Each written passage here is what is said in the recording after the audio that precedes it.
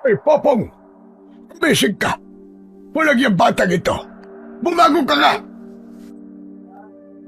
Naramdaman ko na para bang biglang nanigas ang kalahati ng mukha ko nang dumampi ang mabigat at magaspang na palad ni Tatang Tino sa pisngi ko. Sa tindi ng sampal niya, pakiramdam ko nagising hindi lang ang kaluluwa ko, kundi pati na ang bawat ugat na nananahimik sa loob ng katawan ko. Napasinghap ako at bahagyang napakurap. Napaupo ako ng mariin habang pilit na binubuksan ang namimigat kong mga talukap. Tang, bakit mo naman ako sinampal? Ang sakit to na.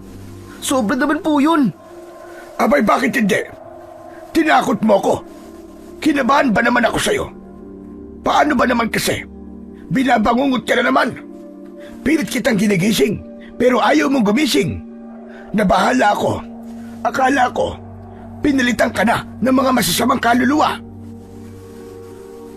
Humihingal pa ako. Pakiramdam ko may naiwan pang kaba sa dibdib ko. Dahil nga sa masamang panaginip ko kanina, hindi ko na maalala ng buo yung senaryo. Pero naroon pa rin yung kakaibang pakiramdam. Ano po bang pinagsasasabi niyo, Tang? Nakita mo ba ang itsura mo kanina? Para kang kinakain ng anino. Namumuti ang mga mata mo, nanginginig ka, tapos ayaw mo pang magising. Pawis na pawis ka. Akala ko talaga, pinalitan ka na. Buong akala ko, yung katawan mo ay dinala na kung saan. Tapos ang naiwan dito, yung katawan ng saging na ipinalit. Umbira. Grabe naman yung Tang. Parang ang bilis ko naman pong mapalitan. Yung ganito kagwapo, mapapalitan ka agad. Nako, walang mukhang makakapantay sa mukha ko. Tama ka. Wala ngang kapantay. Walang kasing kapal ang mukha mo. Tarantado ka talagang bata ka. Nagagawa mo pang magbiro kahit muntik na akong atakihin sa puso dahil sa'yo. Mahinang pinitik ni Tatang Tino ang noo ko. Kita ko pa sa mukha niya na kahit nagbibiro siya, totoo ang kaba niya. Napatungo ako sandali. Gusto ko sana magpaliwanag pero hindi ko rin alam kung paano ko sisimulan. Lalo na at medyo malabo sa alaala ko ang bangungot ko kanina. May natatandaan man ako pero hindi na ganun kaklaro. Tatang Tino naman, pasensya na po kayo. Hindi ko naman po sinasadya eh. Umiwas si Tatang Tino at tumikim pero halatang nabawasan na ang galit. Ano ba kasi na panaginipan mo? Bakit parang may pumipilit sa iyong isama ka? Hindi ako kagad nakasagot. Tumitig ako sa saig. Kinapa ko ang pisngi ko at mainit-init pa rin yun mula sa sampal niya. Masakit pa pero hindi ko na ininda pa. Hindi ko na po masyadong maalala eh. Pero Tatang, para po kasing may umihila sa akin. May boses. Pero hindi ko na po makita yung mukha eh. Kakaiba po yung pakiramdam ko. Para bang kilala ko po siya. Tapos parang napakadilim. Hindi po yung normal na dilim ha. Yung dilim po na parang hindi nakakatakot. Parang pakiramdam ko, kailangan po ng tulong. Ganun po yung pakiramdam. Napatigil si Tatang. Kita sa mukha niya na naging balisa siya. Tagaktak ang pawis niya kahit malamig naman ang paligid. Boses? Anong boses? Lalaki ba o babae? Pinikit ko ang mga mata ko at pilit kong binalikan yung malabo kong narinig. Hindi ko po masabi, Tatang eh. Parang sabay-sabay po kasi. Parang naghalo na. Pero ang sigurado lang po ko, Tang, tinatawag niya po ang pangalan ko. Yun, klarong-klaro po yun sa akin. Hindi gumalaw si Tatang. Tahimik lang siya habang pinagmamasdan ako. Kinilabutan ako kasi bihira ko lang siyang makitang ganun katahimik. Maya-maya pa, tumikim siya at bumaling sa akin. Minsan kasi, Pag ganyan ang panaginip, Popong, hindi basta panaginip lang yan. Lalo na't ikaw pa. Palagay ko, baka may malalim na pahiwatig yon. Kung hindi sa'yo, maaaring sa'kin. Baka may gustong ipaalala o may gustong kunin. Ano pong ibig niyong sabihin, Tatang? Mariin akong tinitigan ni Tatang Tino. Yung titig na parang gusto niya nang magsalita. Pero may takot sa dulo ng mga mata niya. Para bang isang maling salita lang at mabubunyag ang sikretong matagal niya nang tinatago. Basta, huwag ka muna magtanong. Hindi pa ngayon. Ang mahalaga, huwag na huwag kang papatukso sa kahit na anong naririnig mo sa iyong panaginip.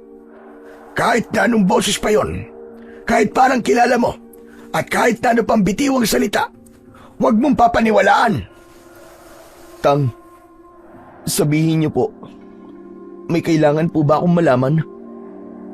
Napatingin si Tatang sa paligid, para bang sinisiguradong walang ibang nakikinig. Humugot siya ng malalim na hininga, yung tipong ramdam mong mabigat sa dibdib. May mga bagay na mas ligtas kung hindi mo pa alam, Popong. Pero Tang, ako po yung binabangungot gabi-gabi. Ako po yung nakakarinig sa boses. Ako po yung parang sinusundan ng kung ano. Hindi ba't may karapatan po akong malaman yun? Hindi agad sumagot si Tatang. Kita ko ang pag-aalinlangan sa kanya habang mariin niyang kinagat ang sariling labi. Dahil doon, ramdam ko ang bigat nang hindi niya masabi-sabi. Popong, alam mo bang mula pa nung sanggol ka, hindi ka nakakatulog ng maimbing? Akala ko dati normal lang. Pero habang lumalaki ka, may mga gabi na may naririnig akong parang kumakalos ko sa bintana. Parang hinahanap ka at tinatawag ang pangalan mo. Napalunok ako ng laway dahil pakiramdam ko, bigla na lamang nanuyo ang lalamunan ko. Tila gumapang ang lamig ng paligid sa bato ko. Bakit hindi niyo po sinabi sa akin ito noon pa? Dahil ayokong takutin ka, Popong. Ayokong mag-isip ka ng masama. Bata ka pa noon. At kahit ngayon, hindi ko alam kung handa ka na ba. Tang, sa palagay niyo po, sino po ba yung tumatawag sa akin? Huminga ng malalim si Tatang. Pinunasan niya ang pawis niya sa noo, sabay iling. Wala, Popong. Basta, sundin mo na lang ako. Hindi lahat ng tumatawag sa iyo ay mabuti. At hindi lahat ng nagmumukhang panaginip ay sadyang panaginip talaga. Natatakot ako, Tatang. Baka kung ano na po ito, ha? Hindi ka dapat matakot. Nandito ako. Hindi kita pababayaan. Kahit na ano pa ang sumusundo sa iyo sa panaginip, ako ang haharang. Kahit na 10 beses pa siyang lumapit ng paulit-ulit. Pinilit kong ngumiti, pero nanginginig pa rin ang kamay ko. Pero Tang, parang totoo po yung paghawak sa akin eh. Para bang hinahatak po ako papalayo. Ramdam ko po talaga. Pero alam niyo yun, yung hatak po na parang hindi naman ako sasaktan. Hindi ka hahatakin ng kahit na sino habang nandito ka. Hindi ako papayag. At kung bumalik man yan, gigisingin pa rin kita kahit mas malakas pa sa sampal ko kanina. Napatawa ko ng bagya sa sinabing yun ni Tatang Tino. Pero Tatang, wag naman po yung tipong matatanggal na po ang ngipin ko sa lakas, ha? Grabe, ang sakit po ng sampal nyo eh. Ang lutong. Napatawa na rin si Tatang. Pero ramdam ko na talaga na para bang may gusto siyang sabihin na hindi lang ito normal na bangungot. Kahit hindi man niya sabihin, alam ko at ramdam ko rin naman talaga, hindi lang ito basta bangungot lang. Simula bukas, hindi ka muna matutulog na mag-isa. Sa tabi kita matutulog para alerto ko kung babangungutin ka na naman. Asus, si Tatang talaga oh. Binata na po ako. Ayoko po na hanggang sa pagtulog magkatabi tayo. Baka mamaya po niyan hanggang sa pag-aasawa ko magkatabi pa rin po tayo matulog. Hoy, tumigil ka! Seryoso ko, Popong, ha? Huwag matigas ang ulo. Ayokong dumating ang araw na... Tumigil si Tatang Tino sa pagsasalita. Hindi niya tinuloy ang kanyang sasabihin. Pero sapat na yon para maramdaman ko na talagang may tinatago siya sa akin. Na ano po, Tatang? Wala. Tama na. Sige na, matulog ka na ulit. Pero tandaan mo, kapag tinawag ka ulit ng boses na hindi mo nakikita, hindi ka sasagot kahit na anong mangyari. Nagkakaintindihan ba tayo? Opo, Tatang. O siya, pupunta na ako sa kwarto ko, ha? Inaantok na ako. Marahan akong tumango at muling humiga. Pero hindi kagad ako dinalaw ng antok. Okupado ang isipan ko. Kasi ang totoo, bago pa ako tuluyang magising kanina, may huling bulong akong narinig mula sa panaginip ko. Ang sabi, "Popong, umuwi ka na." At ang mas nakakatakot, yung boses na yon, para bang boses ko rin. Pakiwari ko, may kinalaman ng bangungot na yon sa tunay kong pagkakakilanlan.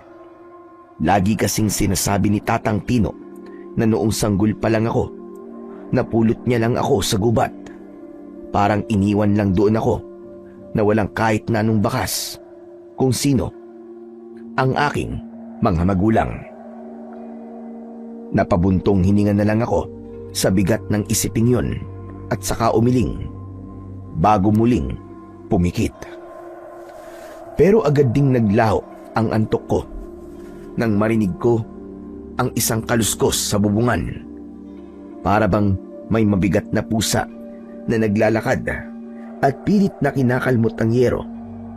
Maya-maya pa, umalingaw-ngaw ang sigaw ni Tatang Tino mula sa labas. Napaangat ang ulo ko para sumilip sa bintana sa uluhan. Pero dahil madilim ang labas, wala akong makita. Agad akong tumayo mula sa higaan at kinuha ang palakol. Hindi ko maipaliwanag, pero bigla na lang gumapang ang matinding kaba sa dibdib ko. Tulog! Tulungan mo ako, Popong! Bagya pa akong natuod nang makita ko ang kakaibang nilalang. Nakakatakot ang muka. Mapula ang mga mata nito. May mahahabang pangil. Ang balat nito ay bitak-bitak at halos balot ng makapal na buhok ang buong katawan. At may mahabang dila na nakapalupot sa leeg ni Tatang Tino. Napabaling ang tingin ko sa katabi ni Tatang. Ang baboy na alaga namin, wala nang mga lamang loob. Walang iya kang aswang ka! Lubayan mo ang Tatang Tino ko! Mga salot talaga kayo! Hindi ko alam kung paano ko kakayanin, pero alam kong kailangan kong kumilos kagad. Kaya bago pa ang halimaw na makakuha ng pagkakataong saktan si Tatang Tino, maigpit kong hinawakan ang palakol. Isang simpleng palakol lang ito na may kahoy na hawakan, pero pinaglaanan namin ni Tatang Tino na patalimin ito at binasbasan niya rin ito sa ikatlong kabilugan ng buwan. Alam kong sapat na ito para labanan ang aswang na yon. Umakbang ako papalapit sa aswang kahit nakabado ako, pero hindi ko pinalampas ang pagkakataon. Tumakbo ako patungo sa kakaibang nilalang at napansin kong parang natataranta rin ito. Sa bigla kong pagkilos, si Tatang ay humihingal na at pilit sumisigaw, pero halos wala ng boses dahil sa mahigpit na pagkakasakal ng dila ng aswang sa kanyang leeg. Huwag kang gagalaw, Tatang! Iagis ko sa dila niya tong palakol! Hinagis ko ang palakol na hawak ko sa dila ng aswang. Kaya naman, nasugatan ang dila nito at agad niyang nabitiwan si Tatang Tino at agad namang umatras Isang malakas na atungal ang pinakawalan nito. Bago niya, galit na tinitigan si Tatang at balak sanang muling sakalin. Nang ang atensyon niya ay nakay Tatang Tino, kinuha ko ang pagkakataong yon para pulutin ang palakol. Malakas ko yung inihambalos sa likod niya, pero mabilis siya, kaya agad niyang dinakma si Tatang Tino gamit ang matatalim niyang mga kuko. Napahiyaw si Tatang Tino nang magawa siyang masugatan ng aswang. Malaki ang sugat nito mula sa tiyan hanggang sa braso. "Tang, may sugat ka po. Ang mabuti pa, pumasok ka na sa loob ng kubo." Hindi. Dito lang ako. Hindi mo kakayanin yan. Ramdam ko na mula sa mataas na antas itong aswang na ito. Mahihirapan ka sa kanya. "Pero Tang, paano ka? Paano sugat mo?" Huwag mo akong alalahanin. Sige, labanan natin siya. Tulungan mo akong makawala dito. Tinulungan ko si Tatang na makawala sa maigpit nitong pagkakakapit. Napuno ang paligid ng sigaw ng nilalang at mabibigat na yabag habang naglalaban kami.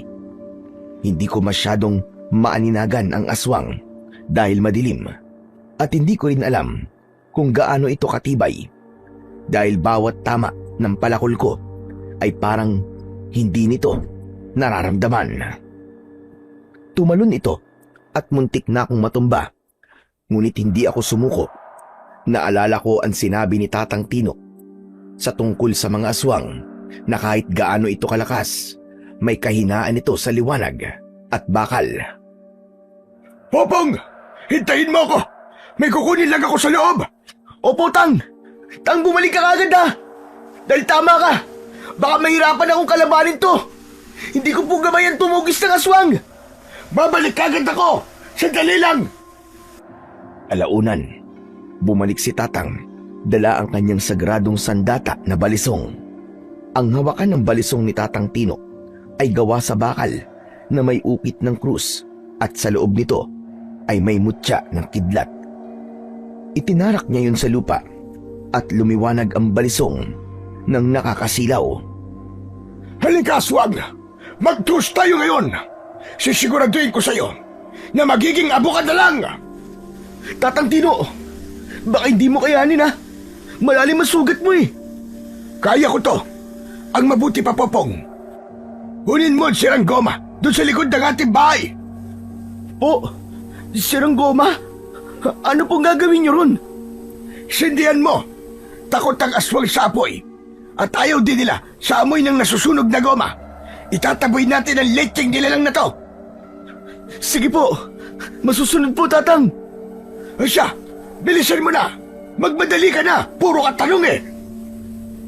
Mabilis akong tumakbo papunta sa likod ng aming bahay at agad na kinuha ang 3 lumang goma. Para mapabilis ang pagsindi ng apoy, pinahirang ko ito ng gaas mula sa lampara namin. Nang makabalik ako kay Tatang Tino, nakita kong nangihina na siya at marami na ring sugat. Nakaandusay si Tatang Tino at ang kanyang balisong balak na sanang kunin ng aswang. Nang dali-dali kong hinagis sa likuran ng aswang ang 3 goma na nasusunog, nagpagulong-gulong siya sa labis na sakit. Kinuha ko si Tatang Tino at agad na dinala sa tabi ng malaking puno sa gilid ng bakuran. Habang nakatago siya, nakatuon naman ako sa aswang. Kunin mo ang balisong ko. Hindi pwedeng mapasa kamay nila ang balisong na may mutya ng kidlat. Sige na po. "Opo, Tatang. Hintayin niyo lang po ako rito. Huwag po kayong aalis." Tumakbo ako pabalik sa aswang na hanggang ngayon ay iniinda pa rin ang sakit ng pagkasunog ng balat. Mabilis kong kinuha ang balisong ni Tatang Tino. Natuod ako nang biglang may tila kuryenteng gumapang sa braso ko. Sandaling naistorbo ang aswang at doon ko nakita ang pagkakataon. Maigpit kong hinawakan ang balisong sabay hampas sa aswang. Agad itong nakailag pero tumama pa rin sa paa nito. At sa unang pagkakataon, napasigaw ang aswang. Sigaw na para bang nagmamakaawa. Aba, ano ka siniswerte? Bakit ako maaawa sa iyong aswang ka? Binalak mo nga kaming gawing panghimagas. At ang mga alaga namin baboy, hindi ka man lang nagtira. Hayop ka! Muli kong hinampas ng balisong ang aswang. Sa sigaw na yon, parang nanginginig ang buong paligid. Naramdaman ko ang kakaibang takot, pero alam kong hindi ito oras para huminto. Nagpatuloy ako sa paghambalos at pagsaksak ng balisong na may mutya. Ang bawat galaw ng nilalang ay mabilis kahit na alam kong nangihina na ito at pagod na. Hindi ko rin matansya ang sunod nitong gagawin, ngunit pinilit kong maging maingat. Matapos ang ilang sandali ng tensyon, nakakita ko ng pagkakataon sa bandang tiyan ng aswang. Nasugatan ko siya at medyo bukas ito at malalim. Tumalon ako at mabilis na itinarak ang balisong sa tiyan niya. Nanghina ng tuluyan ng aswang at ang sunod kong ginawa ay itinarak ko sa dibdib nito ang balisong. Napahagulgul ito at sumigaw sa labis na sakit. Popong! Magaling! Nagawa mo nga! Ang tigas talaga ng ulo mo, Tatang. Bakit ka pa umalis doon? Aba, dapat pa ba ako magtago kung panalo ka na laban sa aswang na ito? Hindi pa po tayo panalo. Buhay pa to at balak pang kumawala. Alam kong kailangan ko pang tiyakin na wala na itong kakayahang makapanakit. Hinabol ko ito ng balakin na tumalon-talon sa bakuran namin. At sa huli, isang malakas na hampas sa ulo gamit ang palakol ang nagpatumba sa aswang. Tumalsik ang ulo nito, kalaunan, at tuluyang naging abo. Nako, salamat Popong. Hindi ko alam kung paano ito kakayanin kung wala ka. Talagang matanda na talaga ako at dapat nang magretiro sa pagiging manunugis ng aswang. Sa edad kong ito, parang hindi ko na talaga kaya ang makipaglaban. Tatang Tino, hindi mo kailangang pasanin ang lahat. Magtulungan tayo. Kahit nakaharapin pa natin ang pinakamatinding panganib. Pumasok kami sa loob ng kubo at agad na inayos ang mga kagamitan naming ginamit sa pakikipaglaban sa aswang. Alam naming hindi yun ang huling aswang na aming makikita. Grabe! Nakakabilib ka talaga, Popong! Asus, wala po yun kumpara po sa pagiging manunugis nyo nung kabataan nyo pa, Tatang. Sa katunayan nga po gusto ko nga po na maging kagaya nyo Gusto ko pong maging mahusay na manunugis ng aswang. Alam mo, Popong, balang araw, magiging kagaya rin kita. Basta tandaan mo, ang tapang, nasa puso yan. Wala sa talampakan. Opo, at sa kahit ano naman po kaya po nating labanan. Basta't magkasama tayong dalawa. Kaya sana, anak, huwag mo kong iiwan na. Alam mo, Tang, kung makapagsalita ka, akala mo naman aalis ako Pagkatapos ng laban namin sa aswang, nakaramdam kami ni Tatang ng konting ginhawa. Hindi dahil tapos na ang panganib, kundi dahil kahit papano, nagawa naming matalo ang aswang na umatake sa amin. Pero kahit bahagyang gumaan ang pakiramdam, pareho naming alam na hindi yun ang huling aswang sa baryo at hindi yun ang pinakamatindi. Ngayong nasaksiyan ko na kung paano gumalaw ang nilalang na yon, kung gaano kabilis, kung gaano sila kahayok sa laman at dugo ng tao, alam kong hindi biro ang mga aswang. Lahat pala ng tinatawanan ko noon, lahat ng mga babala at lahat ng kwentong akala ko guni-guni lang ng matatanda, ay totoo pala. At mas nakakatakot, marami silang uri. May lumilipad, May gumagapang, may nag-aanyong tao, at may kayang umamoy ng takot.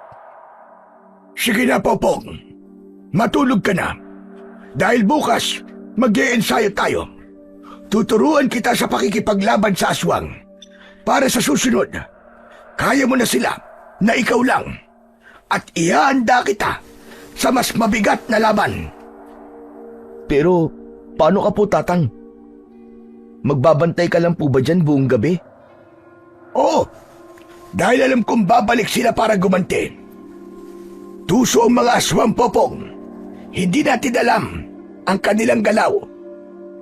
Kung ganun, Tatang, sasamahan na lang po kita. Kapag inatake ka ng aswang, baka hindi mo kayanin lalo pat sugatan po kayo, Tang. Hayaan mo at gagaling din ito. Bukas ng umaga wala na ang mga ito. Kaya sige na, magpahinga ka na. Huwag ka nang mag-alala pa sa akin. Sige po. Hindi na ako magmamatigas pa. Pagod na po ang katawan ko Kinabukasan, maaga kaming gumising ni Tatang Tino. Ang mga mata niya ay namumugto pa at mapula. Parang hindi siya nakatulog kahit konting oras man lang. Ako naman, kahit nakapikit ako buong gabi, hindi nakapagpahinga ang isip ko. Paulit-ulit ang imahe ng aswang na bumabalik. Paulit-ulit kong naririnig ang tunog ng kanyang kuko na kumakalmot sa bubong. Parang kami talaga ang sadya niya. Sa paanan lang tayo ng bundok, Popong. Hindi na tayo aakyat pa ng gubat. Ni minsan, hindi pa ako nakatapak sa gitna ng gubat. Paulit-ulit akong binabalaan ni Tatang Tino at ramdam ko na sa tono niya ay may dahilan yon. Ayon pa sa kanya, hindi basta-basta ligtas ang bawat hakbang doon. Popong, ngayong magsisimula ka, hindi na pwedeng takot ang paiiralin. Hindi rin pwedeng umaasa ka lang sa akin. Gusto kong ipakita mo ang galing mo. Mas mahusay pa sa ipinakita mong pakikipaglaban kagabi. Hindi ako umimik. Hindi dahil ayaw ko, kundi dahil totoo. Hindi ko kayang hayaan si Tatang na mag-isa na lang sa susunod na pag-atake. Handa na po ako, Tatang. Tumango siya, pero hindi siya mukhang kumbinsido. Para bang ang ibig niyan sabihin, handa nga ba talaga ako? Alam kong hindi pa talaga kumbinsido si Tatang sa akin, kahit na natalo na namin ang aswang kagabi. Kahit ako rin naman sa sarili ko, may pagdadalawang isip pa. Dinala niya ako sa dulong bahagi ng paanan ng bundok, kung saan may malapad na espasyo sa ilalim ng mga punong akasya. Pinahawak niya sa akin ang isang patpat na para bang baston. Ang aswang, hindi yan naglalakad ng parang tao. Mabilis yan, pero hindi puro bilis. May ritmo ang galaw nila. Tahimik at bibiglain ka. Kaya dapat ganun ka rin. Pinalabas niya ang maliit na kampana mula sa bulsa niya at sa kanya ikinabit sa patpat. Nagtaka pa nga ako sa ginawa ni Tatang Tino. Subukan mong umusog ng hindi iingay ang kampana na yan. Sus, yun lang ba? Ang dali-dali naman. Huwag kang pakampante. May mga bagay na madali lang sa mata, pero mahirap gawin, Popong. Hindi sa pagmamayabang, Tatang, pero tignan nyo na lang po ako. Nung una, madali lang talaga ang tingin ko, pero sa bawat takbang ko, agad na kumakalansing ang kampana. Nagmukha tuloy akong mayabang sa mga mata ni Tatang Tino nang marinig ko ang ikatlong kalansing na pangisi si Tatang. Yan! Yan ang problema mo, damuho ka! Mayabang ka eh! Ay nako, Popong! Alam mo bang kahit ang munting ingay ay kamatayan ang dala, lalo na kung aswang ang kalaban mo? Ngayon, sabihin mo sa akin, nasaan ang kayabangan mo? Sige nga! Ano, madali ba? Opo, akala ko po kasi madali lang eh. Ang hirap po pala. O sige, ulitin mo hanggang sa makuha mo ang tamang balanse. Inanahan ako. Paulit-ulit kong sinubukan, pero paulit-ulit din akong nagkakamali. Hindi ko talaga makuha. Maya-maya pa, tinuruan ako ni Tatang Tino ng tamang pagbalanse. Hindi pala sakbang ang sikreto. Nasa bigat ng katawan at kontrol ng hininga. Kinalaunan, nagawa kong maglakad nang hindi tumutunog ang kampana. Ngumisi si Tatang Tino at masayang pumalakpak. Ayan! O ano? Di ba? Unti-unti mo lang nakukuha ngayon. O sige, kunin mo ito. Sumunod, binigyan niya ako ng maliit na lata. Akala ko kung pagkain o kung anong kagamitan. Pero nang buksan ko, buhangin, Tatang? Anong gagawin ko rito? Hindi yan basta buhangin lang, Timang. Yan ang susubok sa lakas ng balikat mo. Tatang naman nagbibiro po ba kayo? Buhangin sa lata? Susubok sa lakas ko? Hanggang kaya nito? Ang kayabangan mo talaga, ang palagi mo na lamang pinaiiral. Totoo naman po kasi, Tatang O sige, tignan natin. Subukan mo. Pinahawak niya sa akin ng lata habang nakalahad ng kamay ko. 6 na minuto raw, hindi dapat bababa. Sa unang minuto, ang dali lang. Pangatlo, namamanhid na ang braso ko at nang dumating ang pang-4 na minuto, nanginginig na ang braso ko. Pakiramdam ko, pabigat ng pabigat ang lata.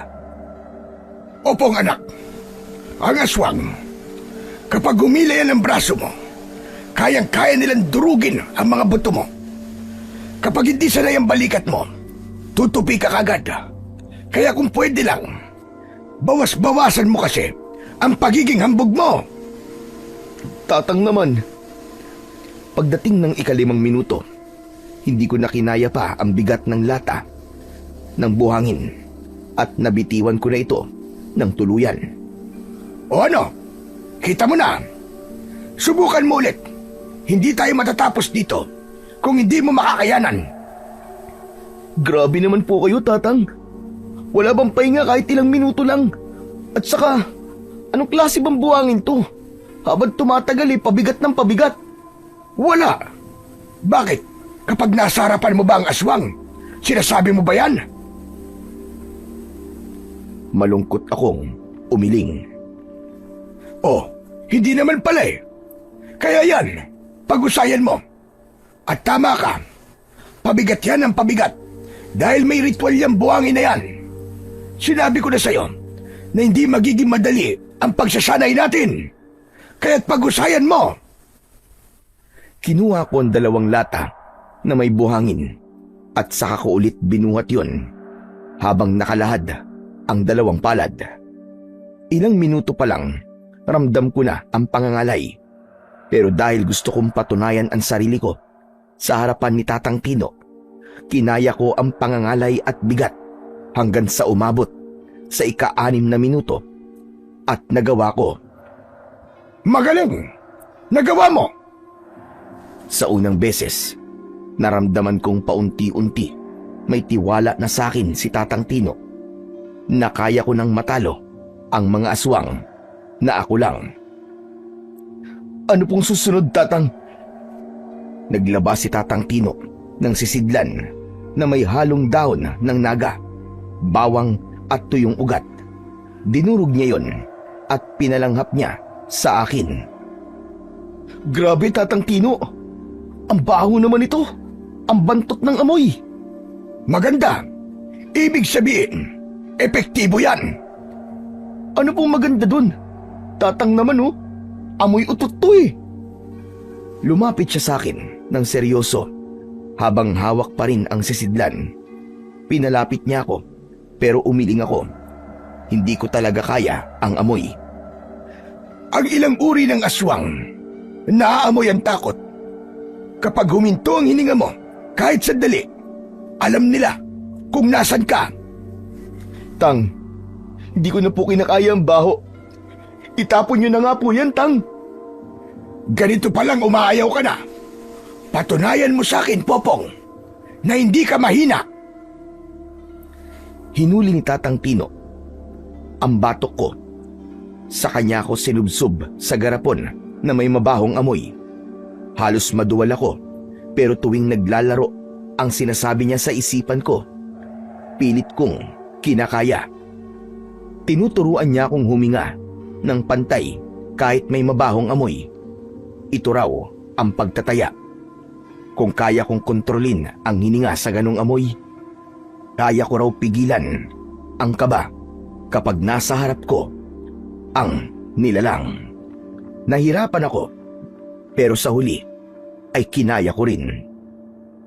Pinakahuli, dinampot ni Tatang ang balisong niya, yung may mutya ng kidlat sa loob ng hawakan. Nang hawakan niya yon, kumislap bigla ang talim. Hindi ka pwedeng humawak nito ng napakatagal. Malakas masyado ang mutya, pero kailangan mo matutunan ang tamang paraan.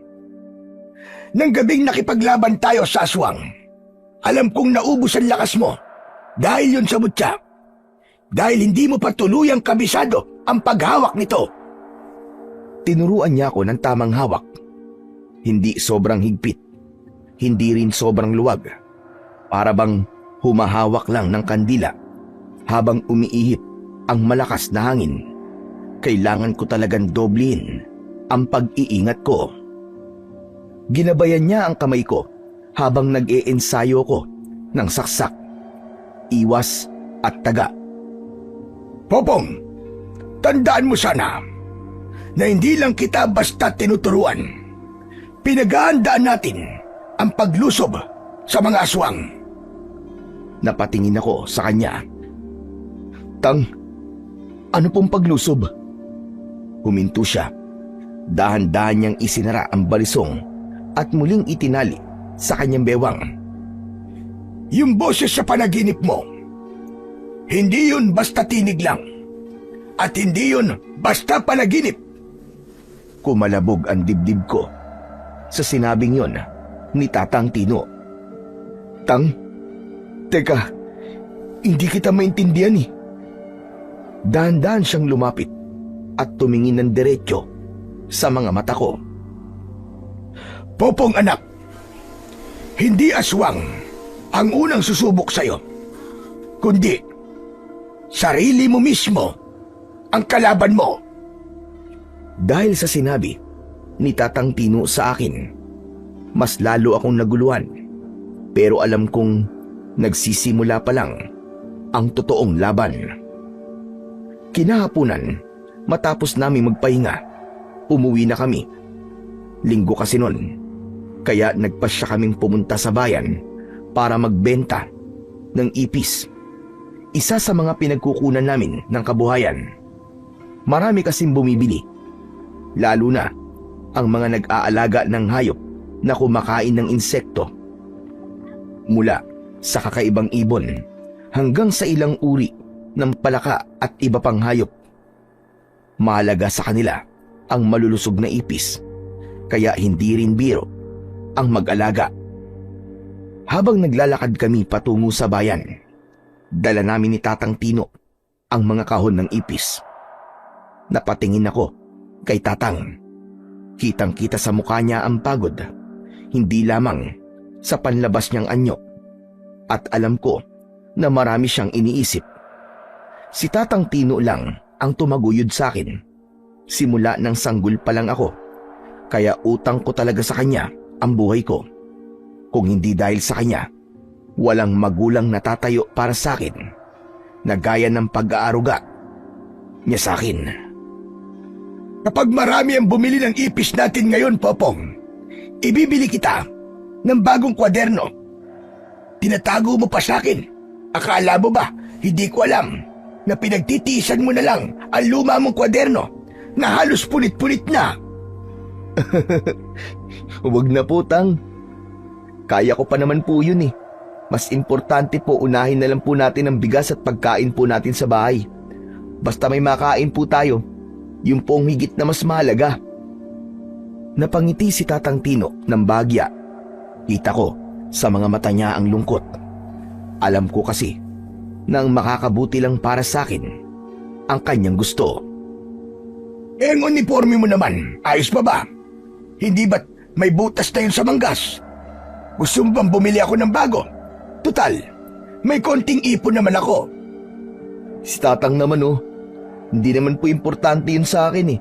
Ang mas importante po, unahin mo muna ang sarili mo, Tang. Ang gamot niyo po sa high blood at ang pagkain natin, yun po mas mahalaga. Huwag niyo na po akong isipin, Tang. Ayos lang talaga ako. Natahimik si Tatang Tino at halata sa kanyang mga mata na may halong pag-aalala at konting pagkadismaya. Ngunit napangiti siya at hinaplos ang aking ulo. Ay nako, napakabait talaga ng anak ko. Laging iniisip ang ibabago ang sarili. Alam mo, kapag maluwag-luwag na ang ating kalagayan, papalitan natin lahat ng gamit mo. Kwaderno, uniforme, sapatos, at kahit na anong gusto mo. Dahil narinig ko kay Butoy, yung kaibigan mo, na madalas ka raw kutsain sa eskwelahan. At dahil yon, sa luma at punit ang uniforme mo, palagi ka na lamang daw pinagtatawanan. Napabuntong hininga ko at malungkot na ngumiti.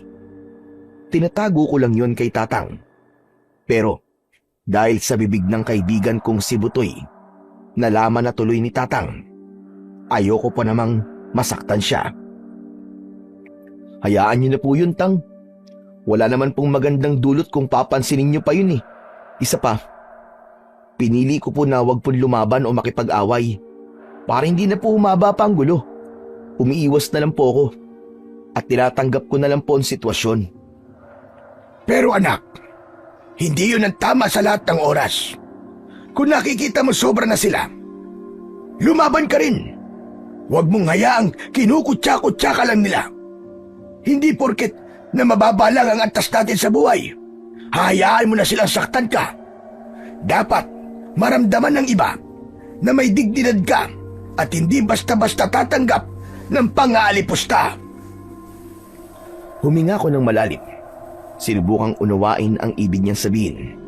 Hindi madali para sa akin na lumaban, lalo na kung alam kong mas gugustuhin kong umiwas at manatiling tahimik na lang. Pero ramdam ko rin na may punto si Tatang. May mga bagay na hindi pwedeng ipagpaliban. Naiintindihan ko po, Tang, pero minsan po, mas ligtas na lang pong umiwas. Hindi naman po sa takot ako, pero ayoko pong lumala pa ang sitwasyon. Hindi ko po kailangan na ipakita na lumalaban ako sa lahat ng oras para lang po patunayan ang sarili ko. Mas mabuti po na tahimik at maayos ang pag-aaral kaysa magdulot pa po ng gulo. Anak, naiintindihan ko ang sinasabi mo. Pero ang mundo, hindi palaging patas. May mga pagkakataon na kahit na anong gawin mo, makikita at makikita nila ang mali sa'yo. Ito naman, kailangan matutunan mo rin kung kailan ka dapat lumaban at kailan ka dapat manahimik. Ang mahalaga, alam mo ang hangganan mo. Opo, Tatang. Salamat po sa gabay niyo. Natututo na po ako sa bawat sitwasyon at sinisikap ko pong maging maingat palagi. Tama yan. At tatandaan mo rin, hindi masama na humingi ng tulong kung kinakailangan. Kahit gaano ka pakatapang, may hangganan ng lakas ng tao. Ako, palagi ako nandito. Para sa iyo, Popong. Salamat po, Tang. Sige na po. Mabuti pa po magbenta na po tayo para makarami po tayo. Akala namin maraming bibili ngayong araw, pero laking gulat namin nang matumal ang bentahan. Tang, akala ko pupuputok ang benta natin ngayon. Ang daming dumaan kanina pero parang kahit piso ayaw maglabas eh. Ganun talaga, anak. Minsan maraming kita, minsan naman wala. Hala, Sige na, sige na. Iligpit mo na yung mga kahon ng ipis. Uuwi na tayo bago pa tayo maulanan dito. Ngunit bago pa kami tuluyang makauwi, may dumating. Nakakilala si Tatang Tino. Mukhang nagmamadali at parang takot na takot. Nalaman ko na inaswang daw ang anak ni Mang Jose na babae. Natipuan ng aswang at saka ginahasa. Pakiwari nila na buntis ito ng aswang, kaya gusto nilang ipalaglag. Tino, mabuti na lang. Naabutan kita sa wakas. Oh, Mang Jose, abat ano nangyari sa inyo? Para po kayong hinahabol ng demonyo ah. Mas malala pa sa demonyo, Popong. Mas malala pa.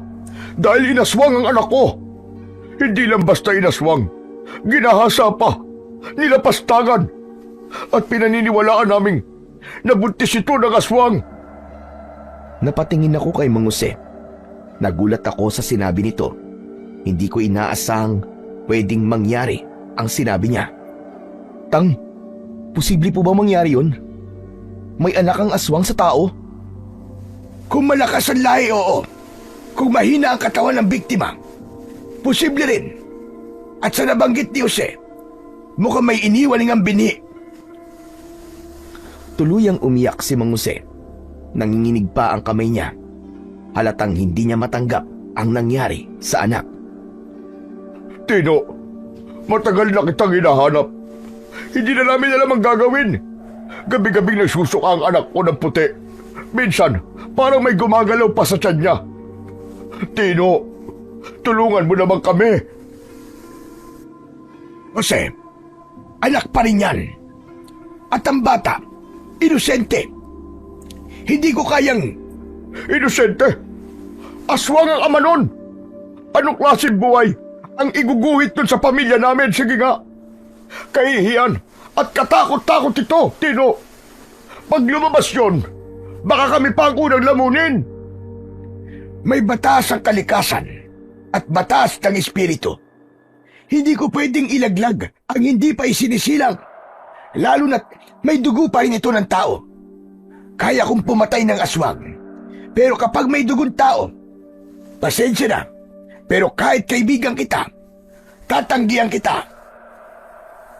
Biglang lumapit si Mang Jose at mariing hinawakan ang braso ni Tatang Tino. Galit niya pang tinitigan si Tatang na para bang anumang oras sasaktan niya ito. Agad akong lumapit para sana umawat. Pero sinenyasan ako ni Tatang Tino na huwag lumapit. Makinig ka, Tino. Hindi ako pumunta dito para sa paliwanag, ha?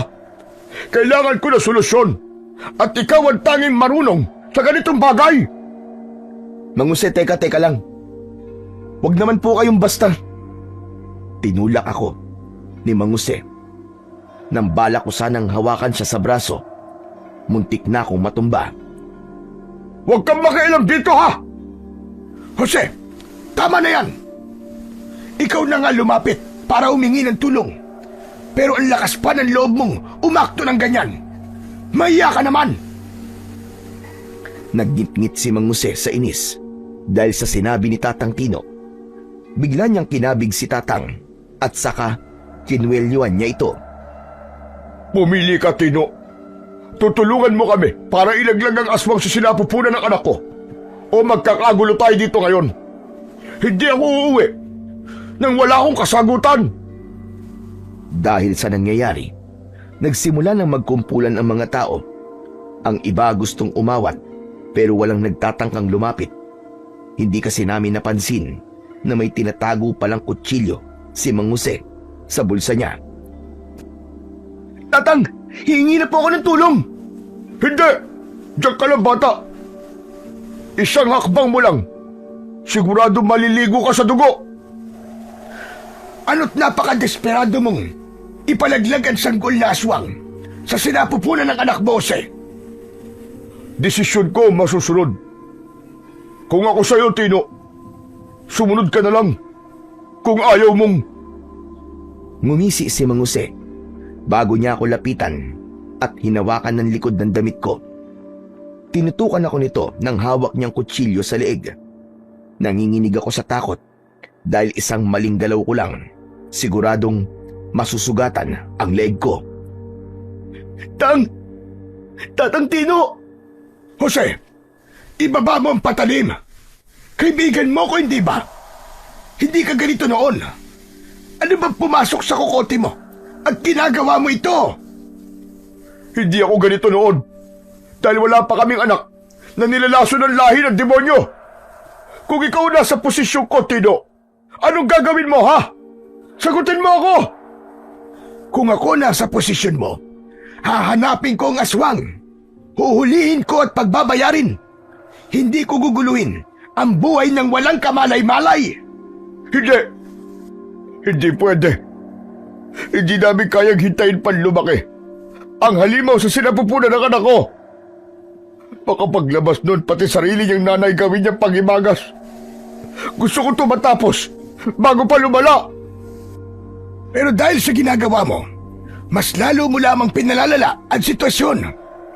Tino, huling pagkakataon, tutulungan mo ba kami o hindi? Sagot! Pumapatay ako ng aswang. Pero may konsensya pa rin ako, Jose. Hindi ko kayang pumatay ng walang kasalanan. Galit akong binitiwan ni Mang Jose. At saka siya, nagkukumahog na lumapit kay Tatang. Binitiwan ni Mang Jose ang kutsilyo at bigla niyang sinuntok si Tatang sa muka. Tatang! Tumilapon si Tatang Tino at bumagsak sa kalsada. Agad akong lumapit kay Tatang Tino para alalayan itong tumayo. Huwag mo't subukan, Tino. Hindi ako magdadalawang isip. Mang Jose, tigilan niyo na po ito! Hindi ko pa natapos ang sasabihin ko nang bigla na lamang akong sinipa ni Mang Jose sa tagiliran. Napasalampak ako sa kalsada habang hawak ang nananakit kong tagiliran. Gusto mo ba talaga ng gulo? Pagbibigyan kita sa gusto mo!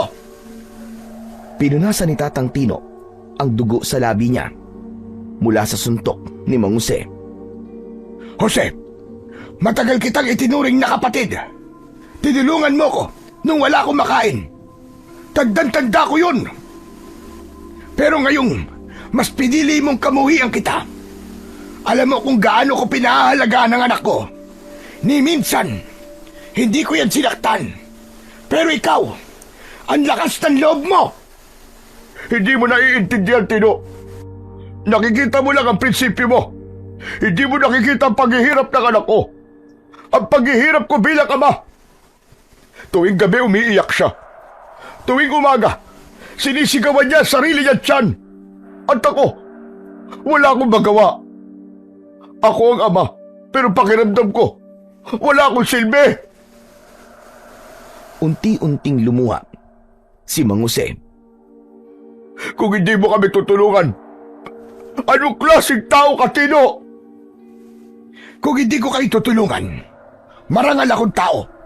Pero kung tutulungan ko kayo sa gusto mo, magiging kasindilim ko na rin ang mga nilalang na kinakatakutan mo. Dahil sa sagot ni Tatang Tino, nagkukumahog na umatake si Mang Jose. Pinulot niya ang kutsilyong binitiwan niya. Wala ka palang kwenta! Mas mabuti pa! Sumugod siya kay Tatang Tino habang hawak ang patalim.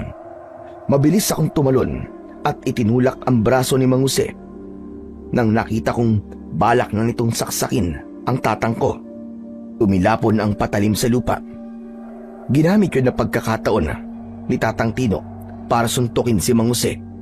Nagpalitan ng suntok ang dalawa. Umawat na ako nang makita kong namamagana ang muka ni Mang Jose sa suntok ni Tatang. Bitiwan mo ako! Bitiwan mo ako, bata! Hindi kita hayaan saktan ng tatang ko! Kalaunan, natumba si Mang Jose. Hingal na hingal siya at pilit na lumuluhod. Tino, ayoko ng araw-araw marinig ang anak ko na umiiyak. Ayoko na siyang makitang unti-unting nag-iiba ang kulay ng mga mata niya. Tulungan mo kami, Tino. Kahit ano pa ang kapalit. Ayoko lang mawalan ng anak. Humagulgol siya Si Tatang Tino naman, nilapitan niya si Mang Jose. Humupa na ang galit niya, pero mababasa ang lungkot sa muka ni Tatang. Jose, tutulungan kita. Pero hindi sa paraang gusto mo. Hindi natin ilalaglag ang bata. Pero gagawin ko ang lahat para malabanan ang dugo ng aswang sa loob niya. May ritual na pwede. Bagaman mapanganib at masakit, pero may pag-asa pa. Tino, totoo ba yan? May paraan? Oo, Jose. Pero kailangan mong ihanda ang loob mo. At lalo na ang anak mo. Kapag pumalpak, baka parehong mawala ang dalawa. Ang anak mo at ang dinadala niya. Tumango si Mang Jose at marahang pinunasan ang luha. Kung yun ang kailangan, gagawin namin. Tino, pasensya ka na sa lahat na nasabi ko at sa nagawa ko sa'yo. Ang takot at galit, Jose, kung minsan, ginagawa tayong halimaw. Kaya sana, matuto kang kontrolin ang emosyon mo. Nag-abot kamay silang dalawa at tinulungan ni Tatang Tino si Mang Jose na tumayo. Nagngitian pa sila. Parang kanina lang, halos di na sila magkaayos. Pero ngayon, todong ngiti na sila sa isa't isa. Magkakabati din naman pala. Gumawa pa ng eksena. O siya, Tatang, ano pong gagawin natin? Umuwi ka muna, Jose. Bukas ng hating gabi, sisimulan natin ang ritual. Maraming salamat, Tino. Popong, pasensya ka na rin sa inasta ko kanina. Wala po yun, Mang Jose. Mabuti pa po, Mang Jose, magmadali na po kayo sa pag-uwi dahil papadilim na po. Baka gabihin pa po kayo sa daan. Hindi pa naman po ligtas. Sige, mauuna na ako. Salamat ulit. Pagkaalis ni Mang Jose, saka pa lamang ako nakahinga ng maluwag. Tang, totoo po bang ligtas yun? Yung ritual po? Popong, wala pang nakakalampas na babae sa ritual na yon nang walang kapalit. Kinilabutan ako sa sinabi ni Tatang Tino. Tang, ano pong kapalit? Ano pong ibig niyo sabihin na kapalit? Buhay po ba? Hindi ko alam, Popong. Yan ang problema sa mga ritual na meron tayo. Hindi natin tiyak ang hihinging kabayaran. Pwedeng buhay, pwedeng lakas, pwedeng alaala, o isang bagay na mas mahal pa sa lahat. Walang ritual na pumapatay sa dugo ng aswang na walang hinihinging kapalit. Kung ganun po, mabuti pa po na wag na lang po nating ituloy. Delikado po pala, Tang. Baka may mawala. Baka may mamatay po sa kanila. Hindi po natin alam kung sino po ang sisingilin. Baka kayo o si Mang Jose. O kung hindi naman, baka yung anak niya. Alam ko, Popong. Alam kong delikado. Pero nagbitiw na ako ng salita kay Jose. May pinanghahawakan siyang pag-asa. At kapag binawi ko yun, baka tuluyan siyang lamunin ng galit niya. Baka mabaliw na yun. O gumawa pa siya ng mas masahol. Ayokong magkagulo pa kami ni Jose. Kaibigan ko siya. Kapatid na ang turing ko sa kanya. Pero Tang, paano po kung hindi natin kayanin? Paano po kung hindi natin kontrolado ang mangyayari? Hindi tayo sigurado kung papalpak ba o magtatagumpay ka, Tang. At baka kung tumuloy tayo, hindi lang sila mapahamak. Baka pati tayo rin. Alam ko, Popong. Pero minsan, kahit takot na takot tayo, kailangan natin sumubok. Hindi lang para sa kanila, kundi para malaman natin kung alin ang tama. Ang ritual na ito, hindi natin alam kung anong kalalabasan. Pwedeng gumaling ang bata, pwedeng maputol ang dugo ng aswang, pero pwede ring... Huminto si Tatang Tino dahil hindi masabi ang salita. Pwedeng mamatay sila? Tama ka. At pwedeng tayo rin ang pagbayarin. Bakit po kayo pumayag, Tang? Pwede naman nating sabihan si Mang Jose na tumakas na lang sila sa baryo. Magtago sila. Hindi ba't mas ligtas yun? Hindi, Popong. Ang dugo ng aswang, hindi mo matatakasan. Nasusundan yan. At kapag nanganak na ang anak niya nang walang ritual, baka mas malala ang lumabas. Baka hindi bata, baka lamang lupa, baka umabot pa sa buong baryo ang kapahamakan. Mabuti na rin ang subukan, kahit papanganib. Dahil kung hindi, tayo rin ang may kasalanan kapag may masamang nangyari. Kung sakali po may kapalit, palagay niyo po ba madadamay kayo? Kung may maniningil, Popong, ako ang unang harap. Ako ang may alam. At ako may pananagutan. Ako muna. Tang, ayoko po. Ayoko po may mangyaring masama sa inyo. Popong, anak na rin ang turing ko sa'yo. Kahit hindi ka pa galing sa akin. Pero tandaan mo, ang tunay na nagmamagandang loob, laging may kasamang sakripisyo. At hindi ko hahayaang isa sa inyo ang magdala nun. Tatang Tino naman eh. Hindi po magandang biro yan. Wala tayong magagawa at hindi ito biro. Nang sumunod na araw, hindi ako pumasok sa eskwelahan dahil kailangan kong samahan si Tatang Tino sa ritual. Maaga pa lang, gumagawa na kami ng mga paghahanda. Namili kami ng halamang gamot sa likod ng bahay. Dinurog namin ang mga daon at tinimpla ang mga sangkap na gagamitin sa seremonya. Pagsapit ng alas 5, dumiretso na kami sa bahay nila Mang Jose. Habang papalapit, ramdam ko na ang kakaibang enerhiya, ang kakaibang katahimikan ng baryo, ang alulong ng mga aso mula sa malayo, at ang kung anong presensyang parang nakamasid sa dilim. Sigurado ba kayo, Jose, na kayo lang talaga ang tao rito? O baka may iba pa kayong kasama? Kami lang, Tino. Ako at ang anak ko at ang asawa ko. Wala kaming ibang kasama pa. Nasisiguro ko yun. Hindi yan ang nararamdaman ko. May kung anong presensya sa loob ng bahay nyo. Hindi ito basta tao. Nagpapasok kayo ng aswang. Wala namang kakaiba dito. Araw-araw kong iniikutan ang loob ng bahay namin. Jose, hindi ako nagbibiro. Hindi guni-guni ang kilabot na sumalubong sa akin mula sa pintuan pa lang. Para bang may matang nakatingin sa atin. May sumusunod sa bawat hinga natin. Itang, ano pong ibig niyo sabihin? Nandito po ba ang aswang? Hindi po kaya ang nararamdaman niyo ay ang bata po sa sinapupunan ng anak ni Mang Jose? Hindi agad sumagot si Tatang. Daan-daan siyang lumapit sa dingding. Inilapat ang palad at tumigil ng parang may kung anong naramdaman. Hindi ko alam kung nandito. Pero may bakas. May naiwan siyang amoy. Tino, huwag mo naman akong takutin. Hindi pa kami lumalabas buong araw. Kung may aswang man dito, bukod sa aswang na nasa sinapupunan ng anak ko, sana narinig na namin. At sana, kinain niya na kami. Hindi lahat ng nilalang ay gumagawa ng ingay. At hindi lahat ay nakikita ng mga mata ng ordinaryong tao.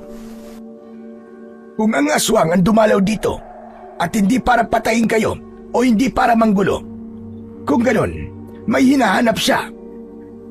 Napatingin si Mang Jose sa nakasaradong silid.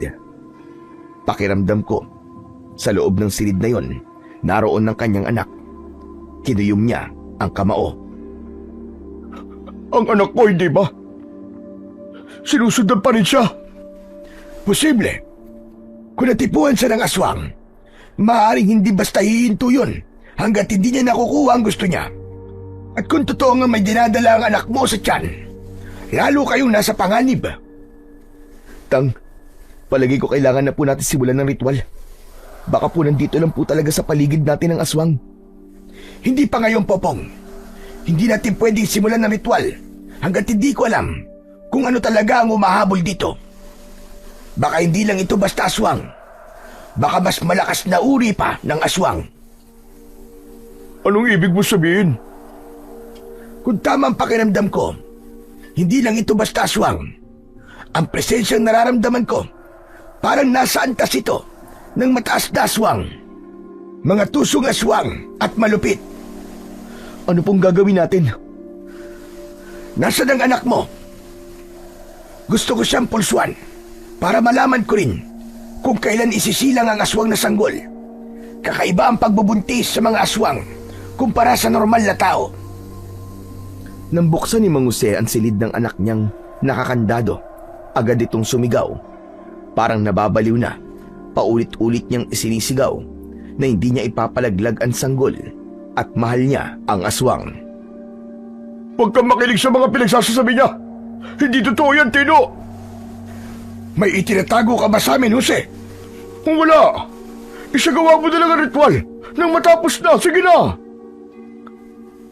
Pinahiga ni Tatang Tino ang anak ni Mang Jose sa mahabang mesa na napapalibutan ng itim at pulang kandila. May telang puti rin si Tatang na ginamit na may kakaibang ukit na salita.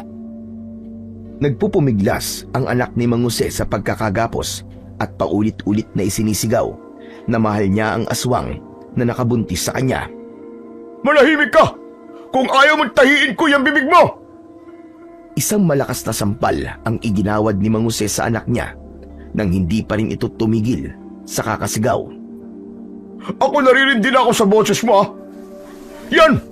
Manahimik ka! Nang mawala na yung halimaw sa sinapupunan mo!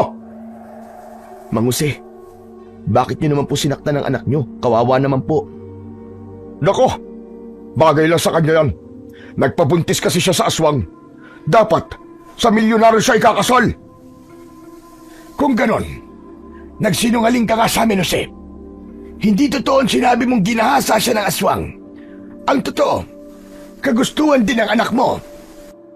Oo, pero ano ngayon?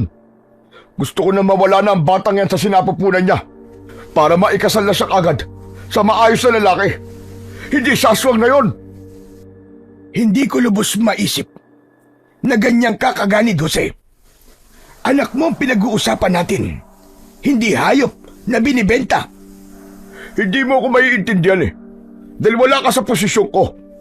Dahil wala ka naman tunay na anak eh. Kung di siya nagpabuntis sa aswang na yon, hindi sana ganito kagrabe ang problema namin.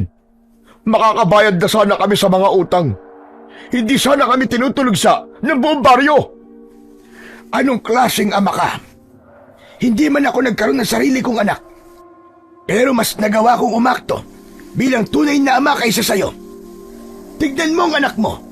Nakakaawa dahil sarili niyang ama ang unang tumalikod sa kanya. Hindi ko siya tinalikuran. Gusto ko siyang iligtas. Kailangan niya makapagsimula ulit. At hindi yung sasama siya sa aswang na yon. Hindi mo siya nililigtas, Jose. Pinapatay mo siya ng daan-daan. Kung hindi mo tatanggalin ang halimaw sa sinapupunan niya, hindi ko hahayaang maging ina ng halimaw ang anak ko. Hindi halimaw ang bata, Jose. Kung hindi mo gagawin ang hinihingi ko, mapipilitan akong... Dahan-dahang lumapit si Mang Jose at kinuha ang matalim na itak mula sa ilalim ng lamesa at itinapat ito sa tiyan ng anak niya. Ako ang gagawa. Papatayin ko ang anak ko kaysa mga anak siya ng anak ng demonyo. Jose, ibaba mo yan. Hindi mo alam ang sinasabi mo. Hindi ka aalis habang hindi mo ginagawa ang ritual. Gawin mo ang dapat mong gawin ngayon. Dahil kung hindi rin ako magdadalawang isip na patayin sila at maging kayo. Dahil sa takot na baka saktan ni Mang Jose ang sariling anak, pumayag siya. Pero kilala ko si Tatang at hindi siya basta-basta nagpapauto. Alam ko na may binabalak siya. Nagsimula na si Tatang sa ritual. Sinakop ng dilim ang buong silid. Ang kandilang pula at itim na nakapalibot sa katawan ng anak ni Mang Jose na nakagapos ay mas nagliwanag pa. May kung anong pinahid si Tatang Tino sa babae at nagsisisigaw ito. Bakit parang iba ang ginagawa mo? Inaalis mo ba talaga ang halimaw sa sinapupunan ng anak ko? Manahimik ka. Alam ko ginagawa ko. Kung gusto mong matapos sa sumpa, kailangan nating kausapin ang pinagmulan nito. May biglang malakas na kaluskos sa bubong. Kasunod, ang padyak na para bang mabigat na paa. Tino, ano yun? Anong ginawa mo? Dumating na siya. Isang malaki at may pakpak na nilalang ang bumaba sa gitna ng bahay Pero imbis na umatungal ito, ay humagulgol. Ako ang ama ng bata. Hindi ko siya sinaktan. Hindi ko siya ginahasa. Minahal ko ang anak mo. Siya ang pumili sa akin. Sinungaling! Nilason mo ang isipan niya! Hindi ko ginusto ang kalagayan niya ngayon. Hindi ko alam na manghihina siya ng ganito. Gusto ko lang siyang protektahan. Jose, hindi demonyo ang nakikita mo. Isang ama, at kahit aswang man siya, may malasakit siya sa anak mo. Kung gusto mong iligtas ang anak mo, hayaan mo kung pagalingin siya. Hindi ang bata ang dapat alisin, kundi ang maling pagtanggap mo sa kanya at ang hindi pagtanggap sa aming pagmamahalan. Sa isang iglap, biglang sumugod si Mang Jose gamit ang kanyang itak. Agad na nakaiwas ang aswang, pero sa ikalawang pag-atake ni Mang Jose, nasugatan ng aswang at doon na siya nagalit. Balak sanang dakmain ng aswang si Mang Jose nang pumagitna si Tatang Tino. Tama na! Pareho kayong maling dalawa! Naglaba si Tatang Tino ng abo at halamang gamot at sa kanya ito isinaboy sa hangin at biglang kumalat ang liwanag sa paligid. Parehong napaatras ang dalawa. Hindi ko gusto masira ang pamilya niyo. Hindi rin ako masamang aswang. Kung ayaw ninyong tanggapin ang anak ko, aalis ako. Basta mailigtas lang siya. Popong, ang mabuti pa, mauna ka nang umuwi. Pinayuan ako ni Tatang Tino na mauna na dahil maaga pa ang pasok ko bukas at hindi ako pwedeng lumiban. Aniya, mukhang magkakaayos naman ang aswang at si Mang Jose, pero kailangan niyang masigurado kung tunay ngang mabuti ang aswang at ang hangarin nito sa anak ni Mang Jose. Papauwi na ako nang makasalubong ko ang mga kaklase kong madalas namang asar at mang-api sa akin. Balak ko na sanang iwasan sila, pero bago pa ako makalagpas, bigla nila akong pinatid. Napaupo ako sa lupa. Ramdam ko ang kirot sa tuhod at ang init ng galit na unti-unting umaakyat sa dibdib ko.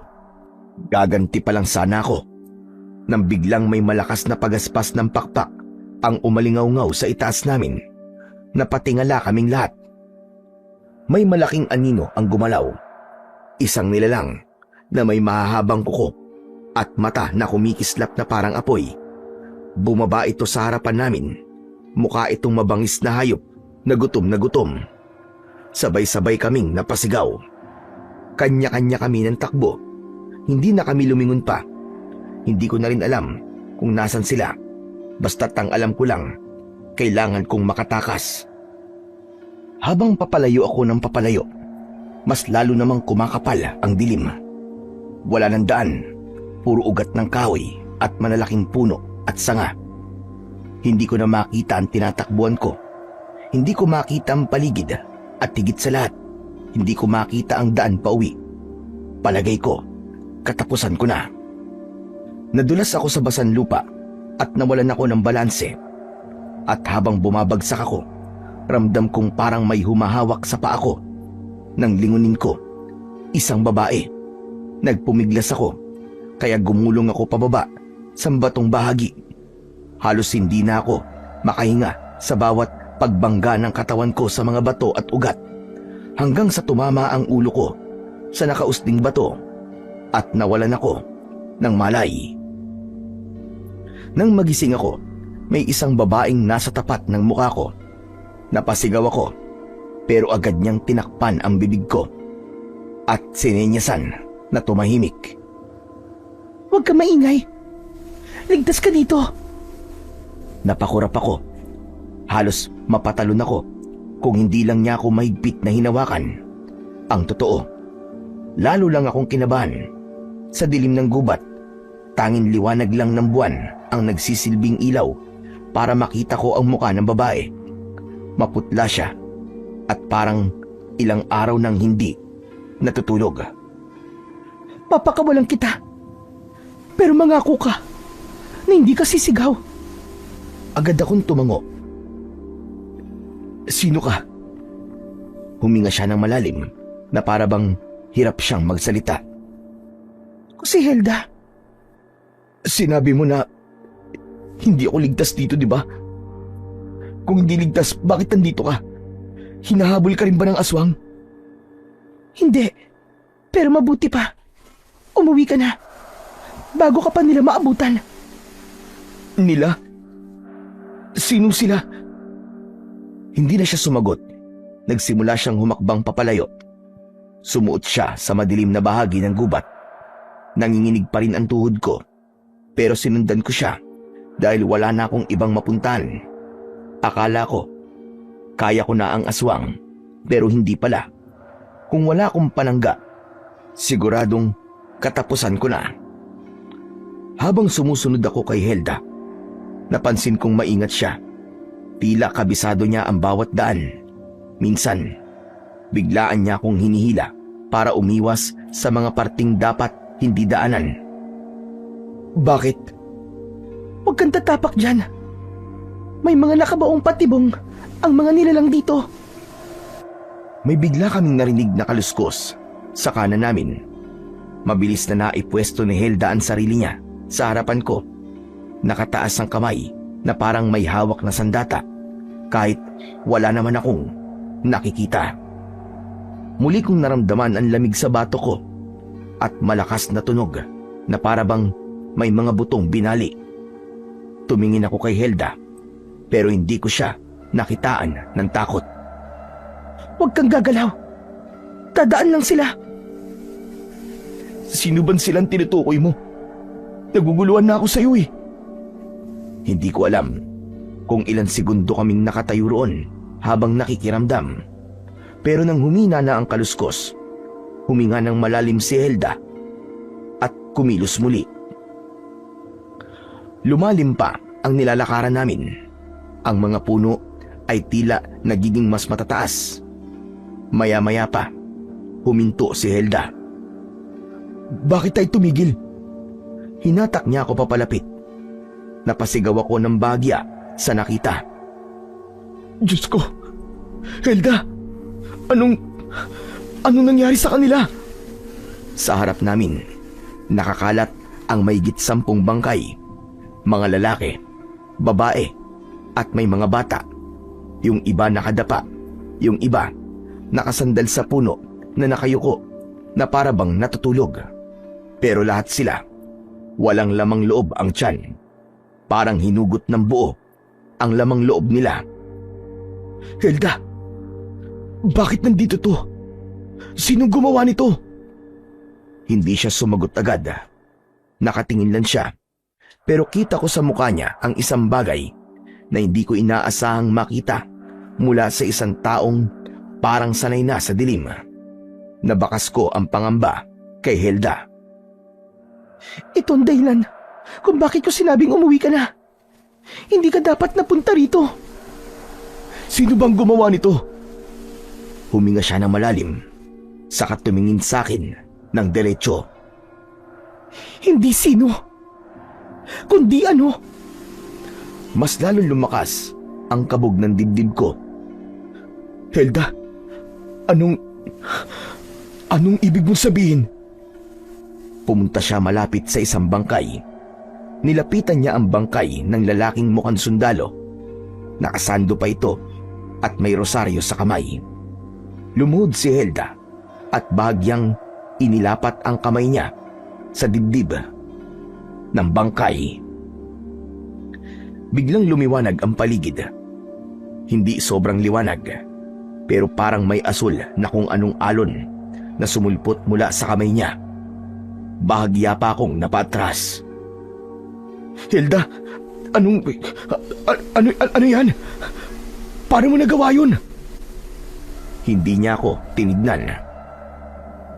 Ang mga bangkay na ito, sila mga huling taong sumubok lumapit sa pusod ng gubat.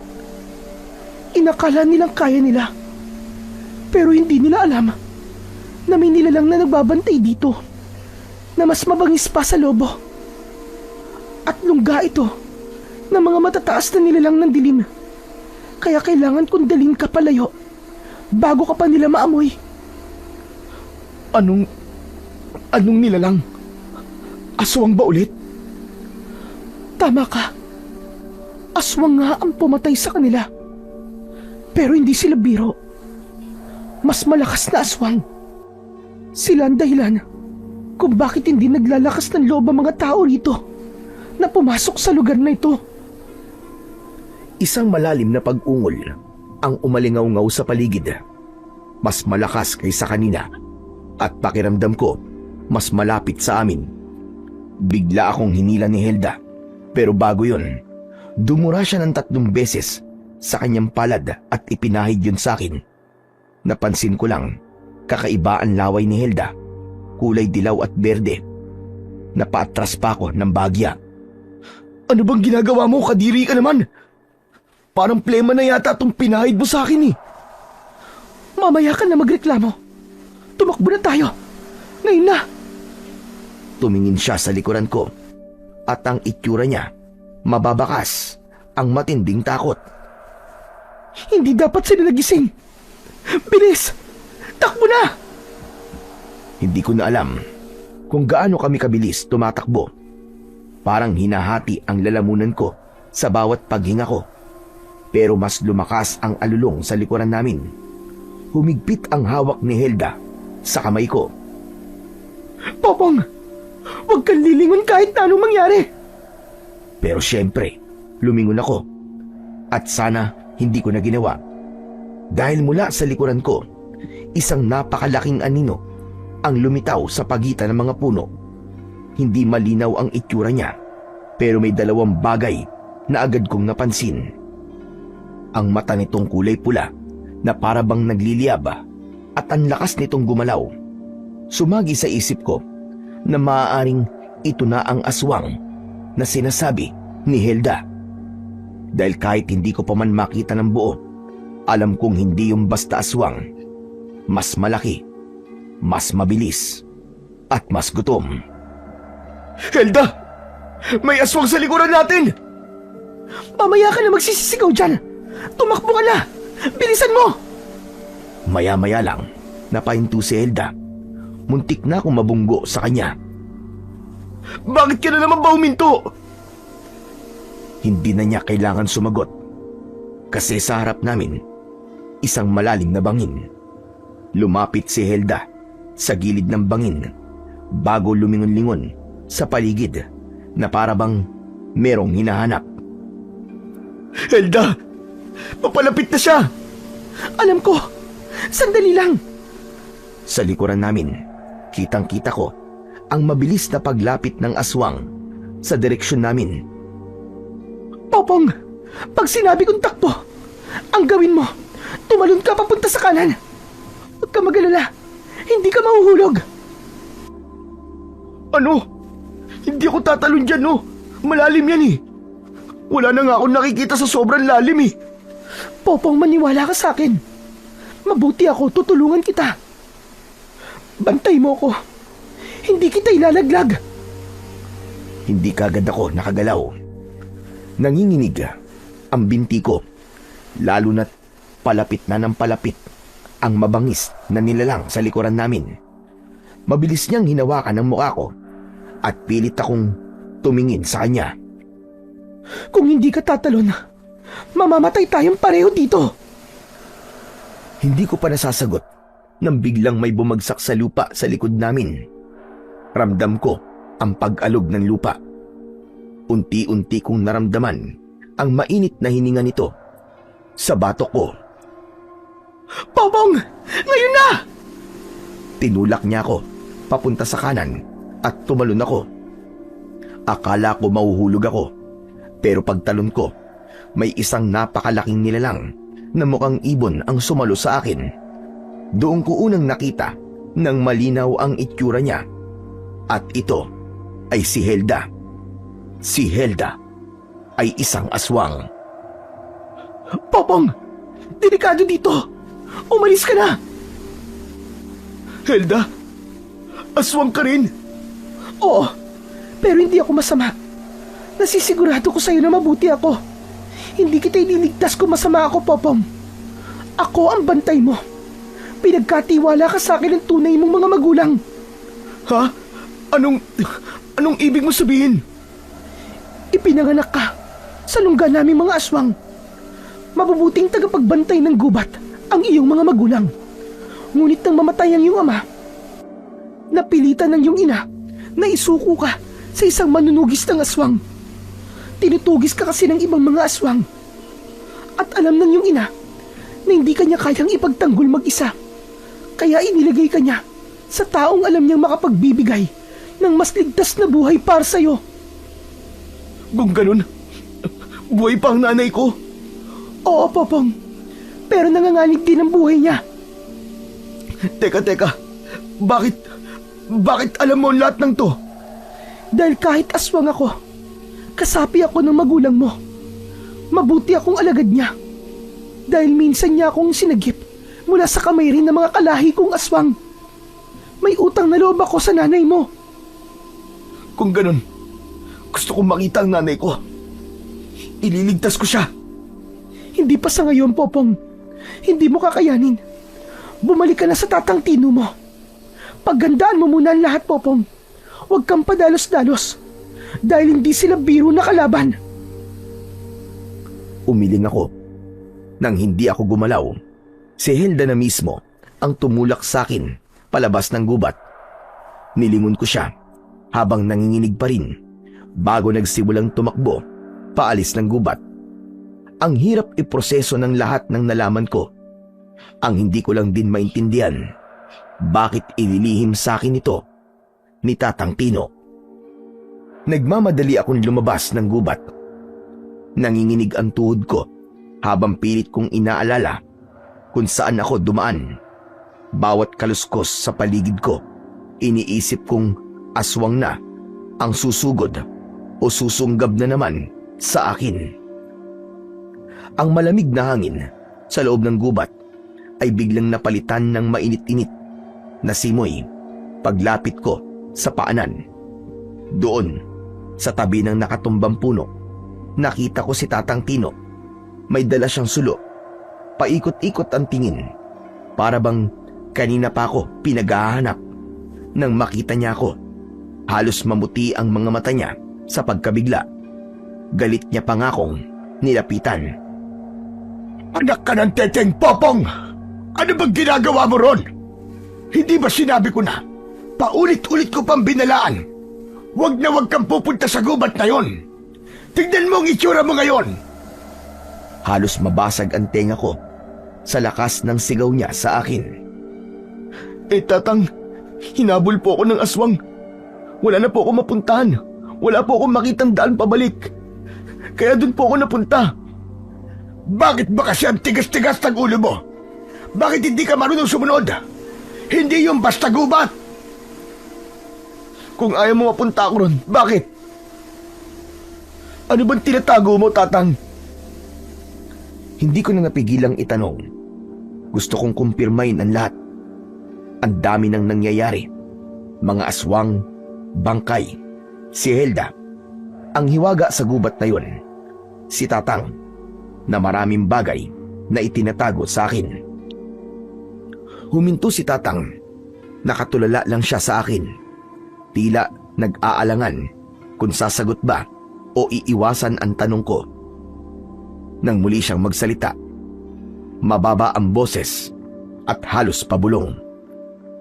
Dahil nandun ang tunay mo mga magulang. At hindi ka ligtas doon. Parang may sumabog sa tenga ko. Hindi agad umabot sa isip ko. Tumingin lang ako sa kanya. Parang bata na hindi maintindihan ang narinig. Tama nga ang sinabi ni Hilda sa akin. Popong, makinig ka. Buhay pa ang nanay mo. Para akong sinampal. Para akong tinanggalan ng hangin. Ilang taong kong inisip na patay na ang mga magulang ko. Ilang gabi akong umiiyak sa likod ng kubo namin noon.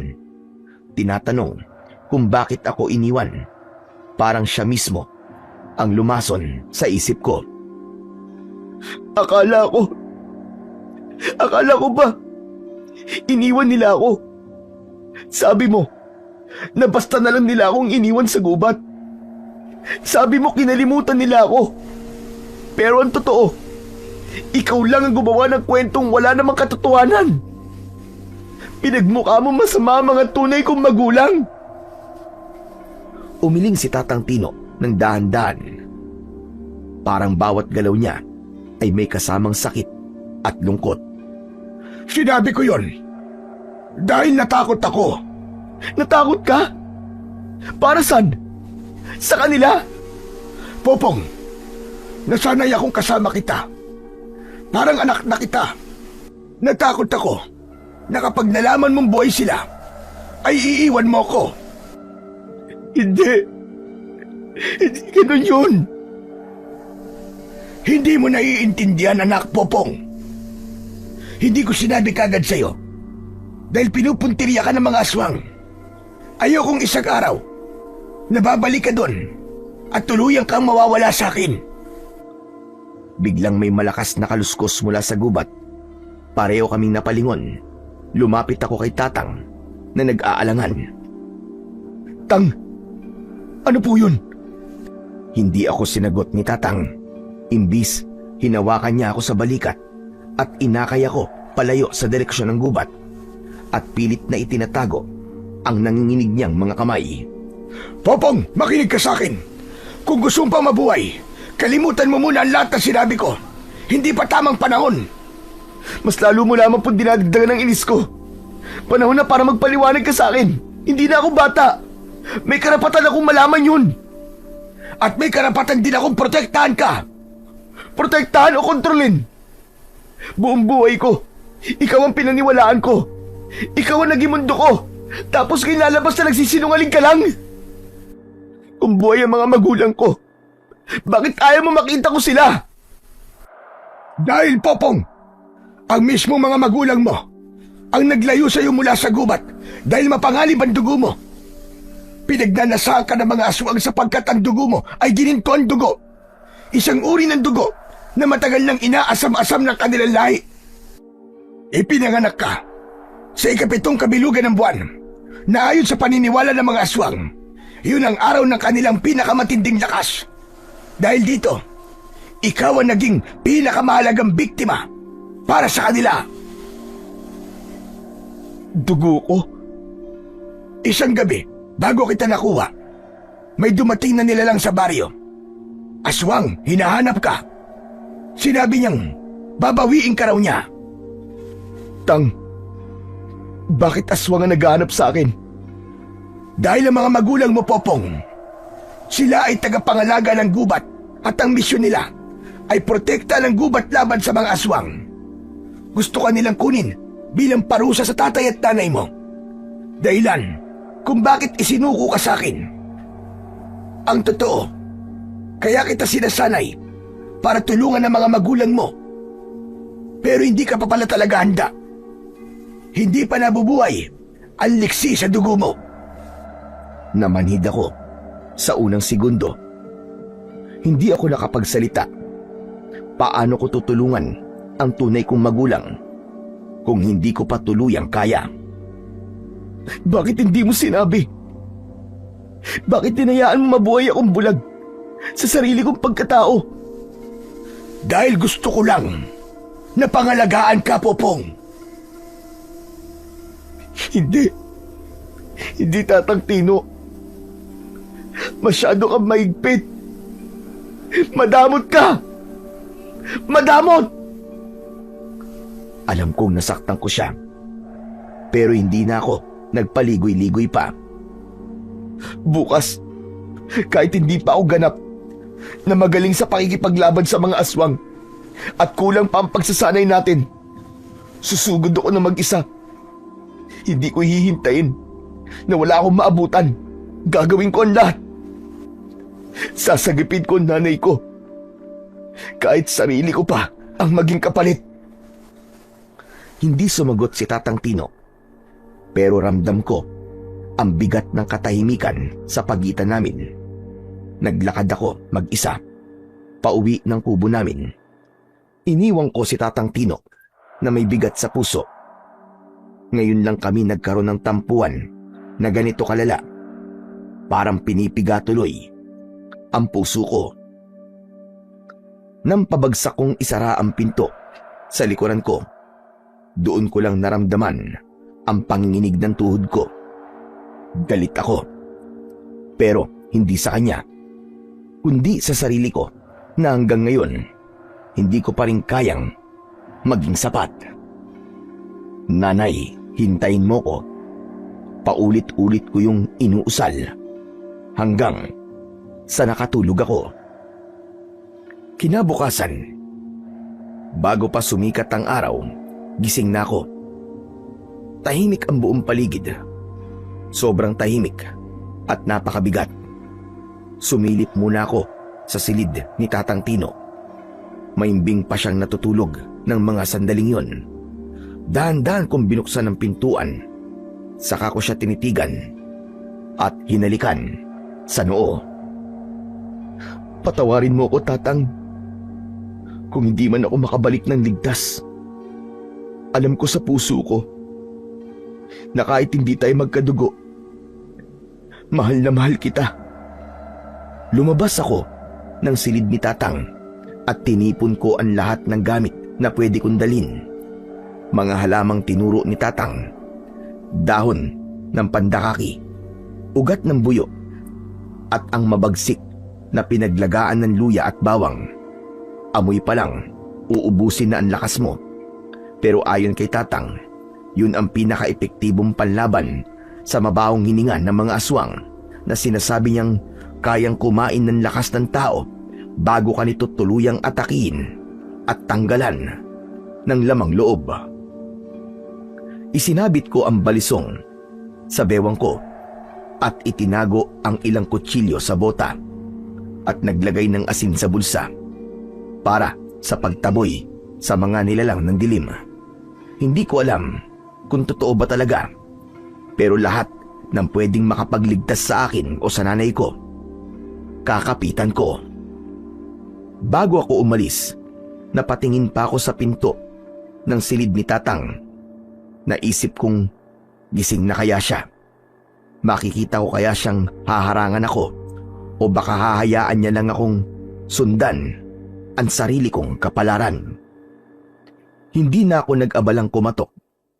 Hindi ko kaya ang tingin niyang puno ng pag-aalala, lalo na kung pipigilan niya ako. Kaya tumalikod ako at lumakad papuntang gubat. Pagdating ko sa hangganan ng kagubatan, sumalubong kagad sa akin ang malamig na simoy ng hangin. May ibang dala ang simoy ng hangin. Dinig kong parang may mahihinang bulong, pero malinaw na hindi yun galing sa tao. Wala na itong atrasan. Habang naglalakad ako sa gubat, ramdam ko ang mga matang nakatutok sa akin mula sa likod ng mga punong kahoy. Alam ko na ang bawat takbang ko ay parang pagtapak sa sarili kong kamatayan. Kaya hinanda ko na talaga ang sarili ko sa kung anuman ang mangyayari. Nakarinig ako ng kaluskos at sunod-sunod na alulong at pag-angil. Sa isang iglap, may isang nakakatakot na halimaw ang bumagsak mula sa itaas. Mabilis, sobrang bilis na halos hindi ko nasundan ang paggalaw niya. Isang aswang at baluktot ang mga buto nito na may mahabang mga kuko at pulang-pula ang mga mata. Napaatras ako, halos madapa, pero agad ko tong inundayan ng aking kutsilyo. Pero bago ko pa man maitaas ang aking sandata, humagikgik ang nilalang. Napakasakit sa tenga ang tunog, para bang langit-ngit ng sirang pintuan. Hinahanap mo ang ina mo, pero hindi mo na siya makikita pa. Dahil sisiguraduhin ko kahit buto, wala siyang maaabutan sa'yo. Akala mo ba mapapatas mo ko sa mga pananakot mo? Tinasabi ko sa'yo, kahit gaano ka pakapangit at kahit gaano ka pakabagsik, hindi ako aatras. Hahanapin ko ang nanay ko. At kayong mga aswang kayo, hindi niyo ako mapipigilan. Muli itong humagikgik bago niya ako sinugod. Ang bawat galaw niya, parang hangin. Parang nandito lang siya sa kanan ko, tapos biglang nasa kaliwa na. Hindi ko alam kung ilang beses niya akong napuruhan bago ko tuluyang napaluhod. Huwag muna. Hindi pa tapos. Hindi pa ako tapos. Pero ako, tapos na. Ngunit nang itaas niya ang kamay niya na may mahabang kuko, doon ko naisip na baka hanggang dito na lang talaga ako. Napapikit na lamang at handa nang tanggapin ang kamatayan nang marinig ko ang malakas na sigaw ni Tatang Tino. Popong anak! Isang matinding liwanag ang tumama sa aswang. Dahilan para umatras ito na parabang natabunan ng apoy. At sa pagitan ng liwanag, nakita ko si Tatang hawak ang isang malaking sibat na may nakabalot na mga halamang may tinik. Hindi ko mapigilang mapaluwa sa gulat at ginhawa. Ang kulit mo kasi! Sinabi ko nang hindi pa nga sapat ang pagsasanay mo! Hindi mo to kaya mag-isa! Pero, wala nang pero-pero. Kung patungo ka sa kamatayan mo, dun rin ako. Hindi kita hayaang mag-isa, anak. Hindi ko alam kung anong mararamdaman ko. Galit ba sa sarili ko? Tuwa? Hiya? Pero wala na ring oras dahil lumitaw na ang 3 pang aswang. Hanggang sa napalibutan kami ng mga matang pula sa gitna ng dilim. Sari-saring anyo, parang hayop, pero iba ang itsura at ang pagkakayupi ng buto ng mga ito. Parang lalabas na sa katawan. Ilan ay lumilipad, ang ilan naman ay gumagapang. Tandaan mo ang itinuro ko. Huwag kang papatalo.